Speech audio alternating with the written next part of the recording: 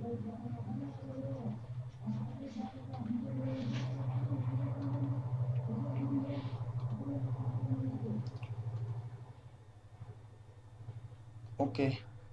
Welcome to student ಅಡ್ಡಾ YouTube channel. ಎಲ್ಲರಿಗೂ ನಮ್ಮ ಒಂದು ಯೂಟ್ಯೂಬ್ ಚಾನಲ್ಗೆ ತುಂಬ ಹೃದಯದ ಸ್ವಾಗತ ಸುಸ್ವಾಗತ ಅಂತ ಕೇಳ್ತಾ, ಸೊ ಇವತ್ತೇನು ಮಾಡೋಣ ಅಂದರೆ, ಒಂದು ಫೆಬ್ರವರಿ ಮಂತ್ ಇದೆ. ಫೆಬ್ರವರಿ ಮಂತಲ್ಲಿ ಏನಿದೆ, ಒಂದು ಬಹಳ ಅದ್ಭುತವಾದ ದಿನ ಇದೆ. ಅದೇನೆಂದರೆ ನ್ಯಾಷನಲ್ ಸೈನ್ಸ್ ಡೇ ಅಂತ ಕರಿತೀವಿ. ನ್ಯಾಷನಲ್ ಸೈನ್ಸ್ ಡೇ ಅಂತ ಯಾಕೆ ಕರಿತೀವಿ, ಏನು ಕರಿತೀವಿ ಅಂತ ತಿಳ್ಕೊಳ್ಳೋಣ.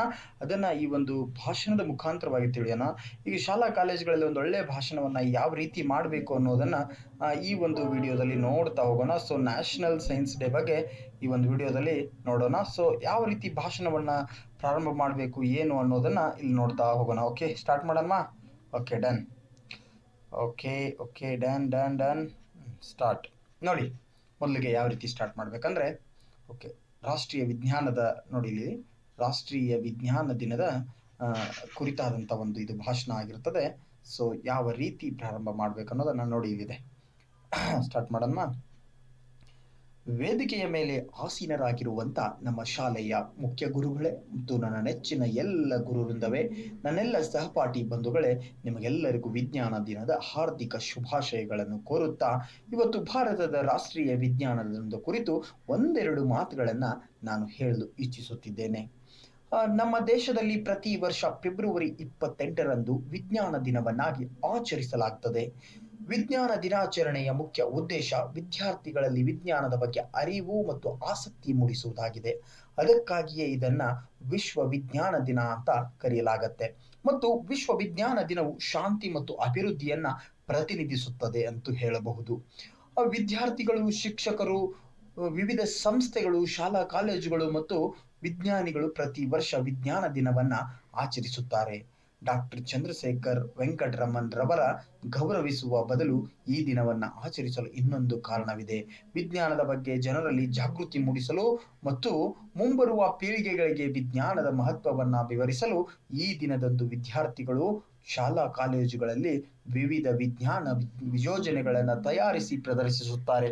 ಅದೇ ಸಮಯದಲ್ಲಿ ರಾಷ್ಟ್ರೀಯ ಮತ್ತು ರಾಜ್ಯ ವಿಜ್ಞಾನ ಸಂಸ್ಥೆಗಳು ತಮ್ಮ ಸಂಶೋಧನೆಗಳನ್ನು ತೋರ್ಪಡಿಸುತ್ತವೆ.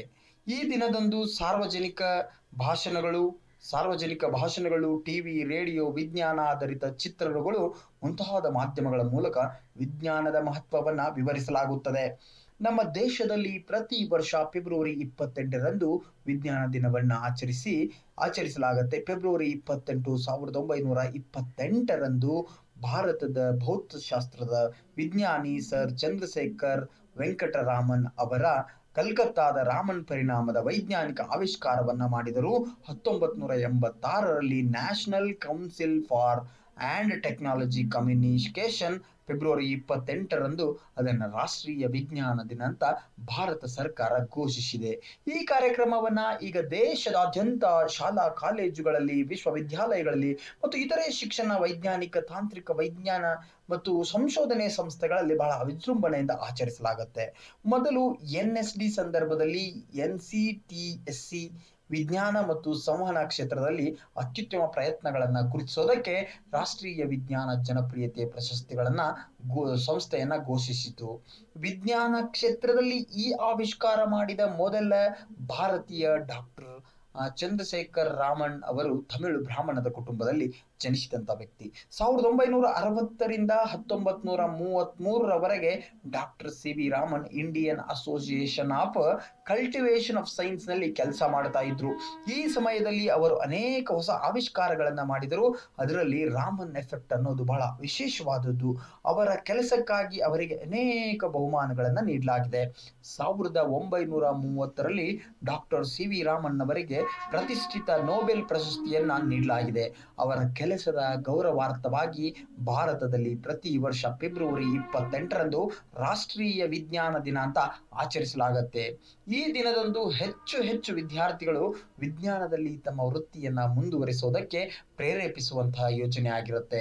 ರಾಷ್ಟ್ರೀಯ ವಿಜ್ಞಾನ ದಿನವನ್ನು ಆಚರಿಸುವ ಉದ್ದೇಶ ಏನೆಂದರೆ, ಜನರಲ್ಲಿ ದೈನಂದಿನ ಜೀವನದಲ್ಲಿ ವೈಜ್ಞಾನಿಕ ಅನ್ವಯದ ಮಹತ್ವದ ಬಗ್ಗೆ ಸಂದೇಶಗಳನ್ನು ಹರಡಲು ಪ್ರತಿ ವರ್ಷ ರಾಷ್ಟ್ರೀಯ ವಿಜ್ಞಾನ ದಿನವನ್ನ ಆಚರಿಸಲಾಗತ್ತೆ. ಮತ್ತೆ ಮಾನವನ ಕಲ್ಯಾಣಕ್ಕಾಗಿ ವಿಜ್ಞಾನ ಕ್ಷೇತ್ರದಲ್ಲಿ ಎಲ್ಲ ಚಟುವಟಿಕೆಗಳು, ಪ್ರಯತ್ನಗಳು, ಸಾಧನೆಗಳನ್ನ ಪ್ರದರ್ಶಿಸೋದಕ್ಕೆ, ವಿಜ್ಞಾನದ ಅಭಿವೃದ್ಧಿಗಾಗಿ ಎಲ್ಲ ಸಮಸ್ಯೆಗಳನ್ನ ಚರ್ಚಿಸಿ ಮತ್ತು ಹೊಸ ತಂತ್ರಜ್ಞಾನವನ್ನು ಅನ್ವಯಿಸೋದಕ್ಕೆ, ದೇಶದ ವೈಜ್ಞಾನಿಕ ಮನೋಭಾವ ನಾಗರಿಕರಲ್ಲಿ ಕಲ್ಪಿಸುವುದಕ್ಕೆ, ವಿಜ್ಞಾನ ಮತ್ತು ತಂತ್ರಜ್ಞಾನವನ್ನ ಜನಪ್ರಿಯಗೊಳಿಸುವುದರ ಜೊತೆಗೆ ಜನರನ್ನ ಉತ್ತೇಜಿಸಲು ಈ ದಿನವನ್ನ ಆಚರಿಸಲಾಗತ್ತೆ.